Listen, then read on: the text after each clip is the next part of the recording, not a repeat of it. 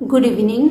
3 মে হচ্ছে national fitness day. এবার fitness বলতে কিন্তু শুধু রোগা হওয়াকে বোঝায় না। ফিটনেস হচ্ছে আপনার ওভারঅল ফিট থাকা, অর্থাৎ হাইট অনুযায়ী আপনার যে বডি ওয়েট হওয়া উচিত সেই ওয়েট অথবা তার কাছে পিঠে একটা ওয়েট 1-2 কেজি বেশি থাকাটা খুব একটা সমস্যা নয়, কিন্তু বেশিরভাগ ক্ষেত্রে আমরা ফিট হওয়া মানে রোগা হওয়াটা বুঝি।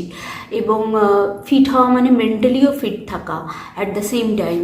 তো তার জন্য আমরা কিছু করি না, এবং মেন্টাল হেলথ একটা বড় সমস্যা হয়ে দাঁড়িয়েছে আজকের দিনে। আমরা আমাদের যে বডির মোবিলিটি সেটার উপরেও আমরা খুব একটা ওয়াকিবহাল নই। বিভিন্ন ধরনের স্ট্রেচিং করলে অনেকটা উপকার পাওয়া যায়, সেইগুলো আমরা করিও না, আমরা জানিও না। এবং ফিটনেস হচ্ছে সর্বোপরি একটা ভালো থাকা, শুধু ফিজিক্যালি নয়। সকলে সুস্থ থাকবেন, ভালো থাকবেন, নিজের খেয়াল রাখবেন, এবং যে কোনো রকম প্রশ্ন থাকলে এখানে করবেন 9038417527 এই নাম্বারে, অথবা আমাদের এখানে কমেন্টের মাধ্যমেও জানাতে পারেন। আমাদের ইউটিউব চ্যানেলটিকে সাবস্ক্রাইব করবেন, শেয়ার করবেন, ভালো লাগলে লাইক করবেন।